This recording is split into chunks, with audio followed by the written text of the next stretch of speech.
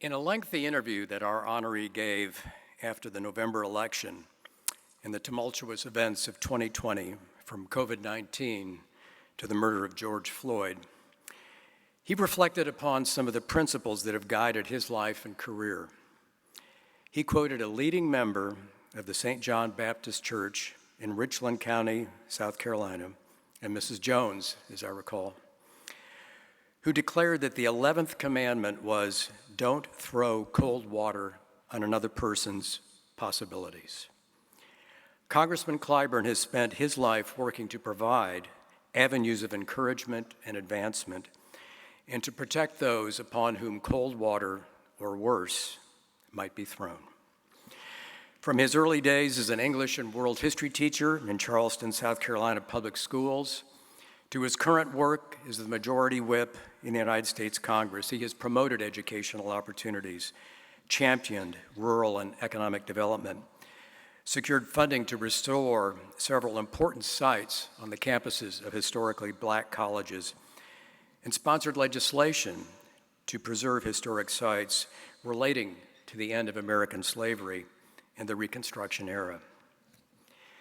When President Truman addressed the National Association for the Advancement of Colored People in front of the Lincoln Memorial in June 1947, the first president to do so, he observed that many people still suffer the indignity of insult, the narrowing fear of intimidation, and the threat of physical injury and mob violence.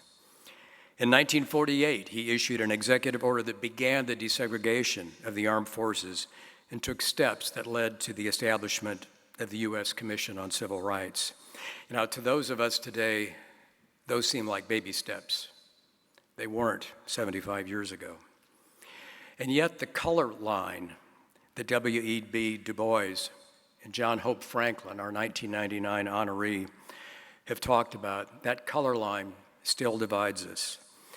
In addition to race, intolerance and prejudice also divide us along lines of religion and national origin. James Clyburn has dedicated his life to bridging those gaps.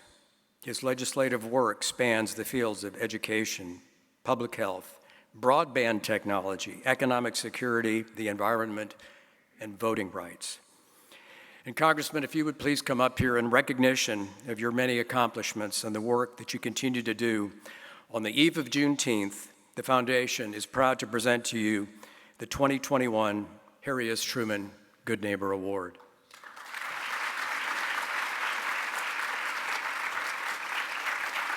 We'd like to get a few pictures here.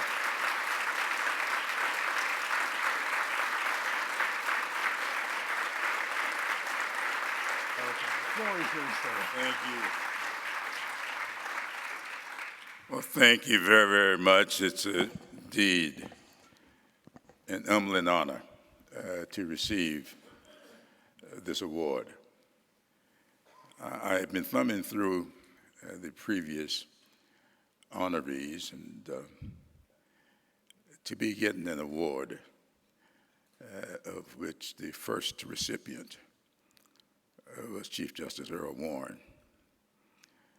For someone born and raised in the little town of Sumter, South Carolina, becoming president of his NAACP Youth Council when he was 12 years old, that was 1953, just a few months, really, before Brown v. Board of Education was decided unanimously by a gentleman who was able to bring together people of various backgrounds and experiences to deliver a 9-0 decision to get this country moving towards perfection. It is indeed a great honor. But as I came down through the honorees, I stopped off at John Hope Franklin. And I remember as a sophomore in college, a professor whose name I still remember, Ernestine Walker, calling me into her office one day and giving me the book, From Slavery to Freedom, written by John Hope Franklin. She gave me that book and ordered me to read it. And she warned me at the time that I would have to report to her one-on-one on that book. I may be the only student in South Carolina State that ever gave a book report one-on-one to the professor. But I did. But she knew what she was doing. She saw something in me that I didn't know was there. Because that book, like so many other experiences, was this big change for me. And I stopped off at your honoree of 2 years ago, Emmanuel Clyburn. And I thought about the various interactions I've had with him over the years. You see, Emmanuel and I both have served 2-year sentences as chair of the Congressional Black Caucus. So we have a brotherhood that we are very, very proud of, but we're very, very happy to see our 10 years come to a close. Chair in the Congressional Black Caucus is quite an experience. And so I feel myself among great company. And I want to thank you all so much for putting me there. And I would hope that as I celebrate next month, my 81st birthday, I was teasing Alvin Brooks over there.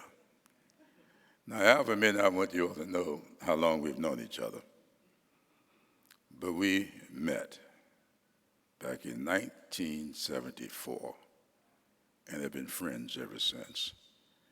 And I want to thank him for that friendship.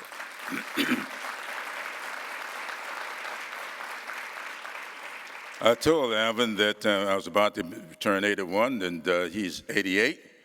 I said, don't wait for me. I'm trying to catch you. He said, no, I ain't going to wait. We both got to keep on living. I thank him for that friendship.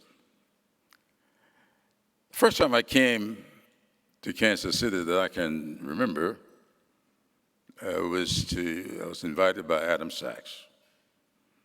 I met Adam when I first got elected to Congress back in I was elected in 92, but I took office in January of 1993. I wanted to pattern my congressional career after a congressman that I had grown to love and respect, and we had nothing in common. Some of you may recall William Jennings Bryan Dorn. There was something about Bryan Dorn that resonated with me. Our backgrounds totally different, as you can imagine. When I got elected in 92, I was the first African American to get elected from South Carolina in 95 years. So Bryan Dorn's example was coming to this little black boy from a white guy. So I decided that when I got elected, people were coming to me and said, you got to go on this committee or that committee. Most of them wanted me to go on the Ag committee. I decided I wanted to go within the Public Works Committee, is now Transportation and Infrastructure. I wanted my two committees to be the Public Works Committee and Veterans Affairs. And I thought about that as I watched the recipient. Now, being from South Carolina and not having developed as much of a relationship as the background and experiences of someone from Iran, I think I might butcher the name, but Captain Hakeem today. I don't know how good I did with that, but I want to thank him for his service. And I've thought about that because my late wife, Emily, and I met in jail. Never forget the date, March 15th, 1970. 1960. We met at the end of one of my incarcerations. And when I got elected, she said to me, "I don't care what you do,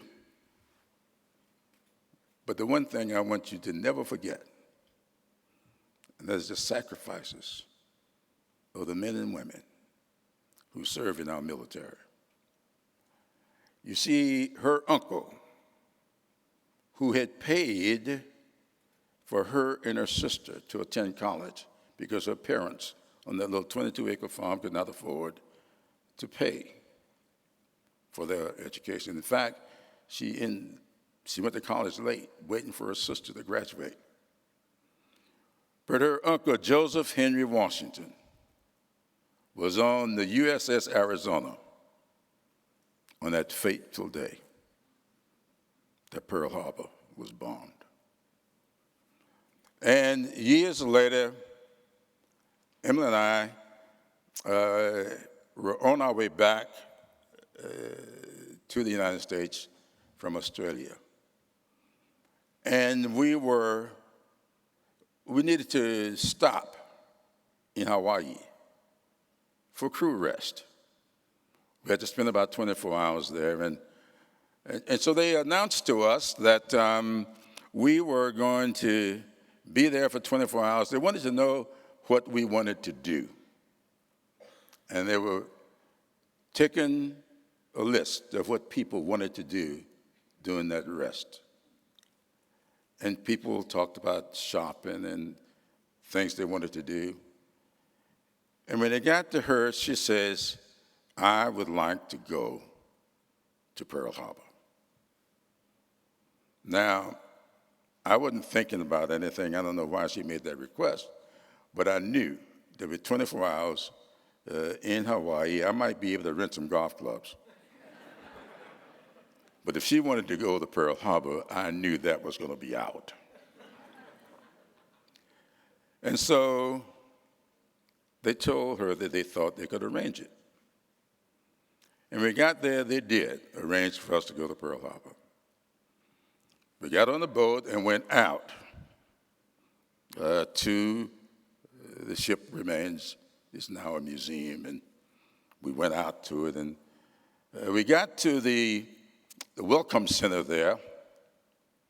She walked in. She walked up to the desk. I'm me and Mom. I'm just not knowing that I knew that her uncle had been on the USS Arizona. She walked up to the desk and she asked the lady, she said, "Now, I have read a lot about the people whose lives were lost here. But is there any record of the people who survived?" And the lady said, "Yes." She said, "Well, do you have it?" She said, "Yes." She said, "I would like to see it." So the lady went back, got it, got this book, brought it out, laid it on the desk, gave it to her. She took the book and she went through it. They had all the survivors by states. She thumbed over to South Carolina, and she looked, and there she saw the name of Joseph Henry Washington. And I saw her. Both of us wept as she closed the book and handed it back. And she said to me, "We can go back now." But we had to wait for a boat to come get us. But I've always been moved by that, and I thought about that today as I listened to the captain talking about his dreams. This is a great country. It does not have to be made great again. Our problem, our challenge, is to make this country's greatness accessible and affordable for all of its citizens. That's what drives me.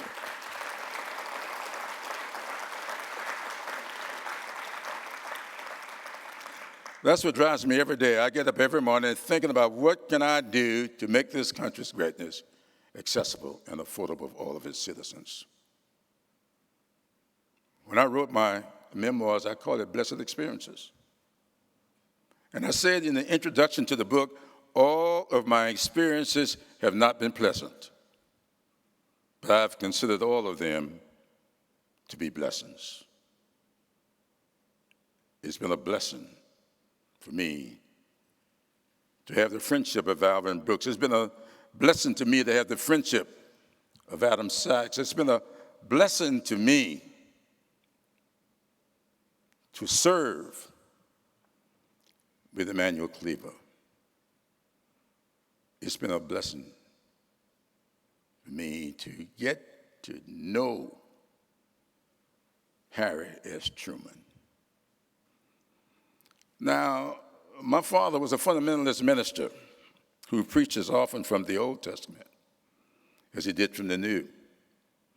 And among the things that I do in the Congress, I also serve as chair of the House Democrats Faith Working Group. And as you can imagine, chairing the Faith Working Group for the House Democrats, that's just about as tough as being chair of the caucus. And I remember when Nancy Pelosi first asked me to do that, I demurred.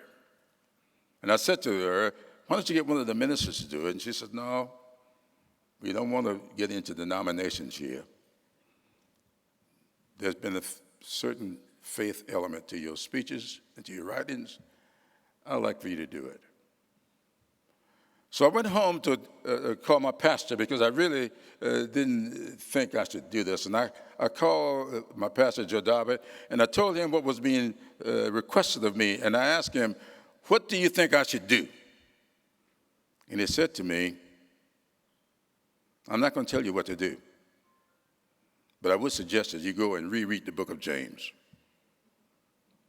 And so I went to reread the book of James. And when I got to the second chapter, I saw what my pastor was saying to me. So I went back to him and I said, now, Joe, I think I understand what you're saying to me, but let's talk a little bit about what was going on in James's mind when he wrote this.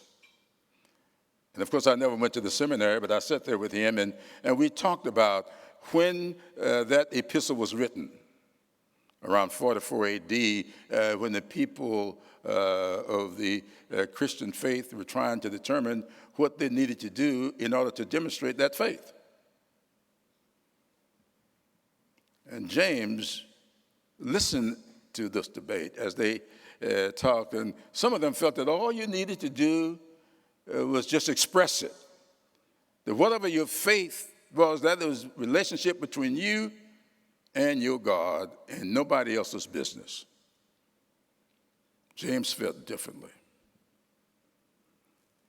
And he sat down to write about that, and he said, if your brother or sister comes to you hungry and naked, it's not enough to tell them to go in faith. You feed them, and you clothe them, because faith without works is dead. I don't know of any faith persuasion, and I've studied the great religions. In fact, several years ago when I was, wasn't that long ago really, maybe 2 years ago, I was asked to speak for the Thursday morning breakfast. They told me they were getting ready to introduce me and they wanted to know what my favorite Bible verse was. And I told them Micah 6:8. And Congressman Chris stopped and he looked at me. He said, I thought you grew up in the parsonage. I said, yeah. He said, Micah 6:8 is your favorite Bible verse? I said, yes. I said, I know what you're thinking. I says, I is as much of an Old Testament guy as I am of the New. And some of you may remember that, for he's shown the old man that which is required to do justice, love mercy, and walk humbly. I want to thank you all for this award. And I hope, Alvin, that I live long enough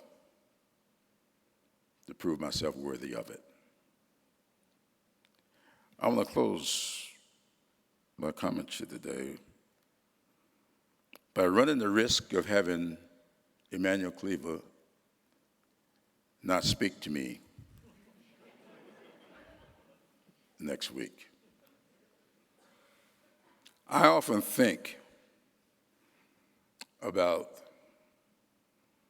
the story of the Good Samaritan that comes to us in the 10th chapter of the book of St. Luke.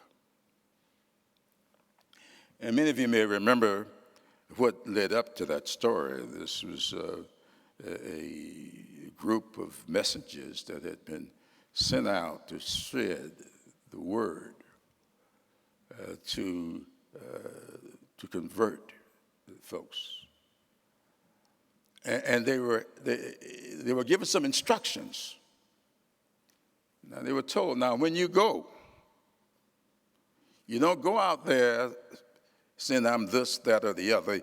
You go out there, you visit people, and in so many words, now, this ain't the way the scripture got it, but you meet them where they are.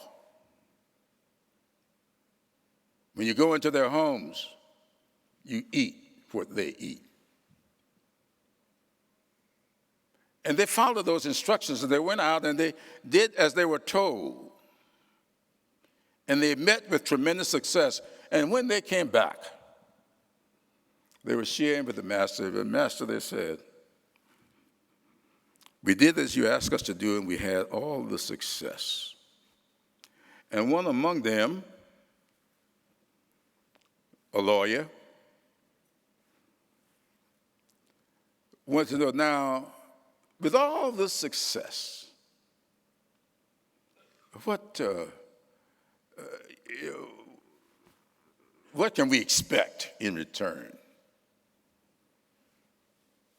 And the master said to them, well, let me share with you a little story. And the master shared with them the story of the Good Samaritan. And you all remember the story. A certain man walking on the road and came upon thieves who beat him and left him for dead. And according to the story, along came a gentleman, it all depends on which version of the Bible you read, but I would call it, along came the preacher who saw the man and crossed over to the other side. And next came a man who some might call the assistant, the associate pastor, or the deacon. He did a little bit better. He looked at him, but he kept on going. But then along came a man of a different background, different ethnicity. He stopped. He attended to the man, cleaned out his wounds, and he got off his donkey and put this man on the donkey, and took him to the inn and left him there and said to the innkeeper, now I want you to take care of this man. I've got to continue my journey. And whatever it costs, take care of him. When I come back, I'll make it up to you. And so the master asked the lawyer, which one of those was that man's neighbor?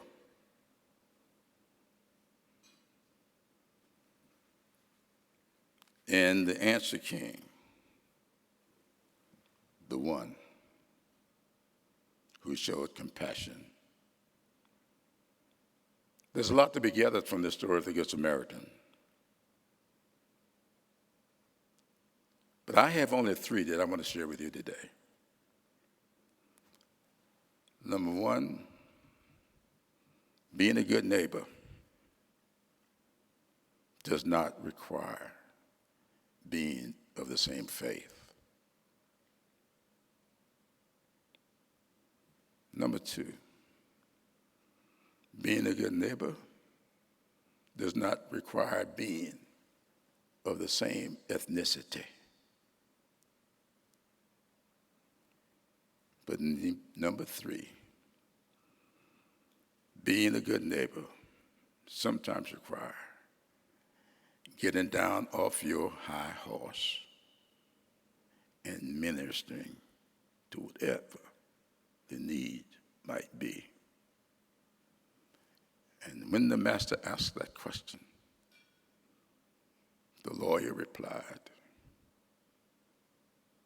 the man's neighbor was the one that showed compassion. And the master replied, go and do likewise.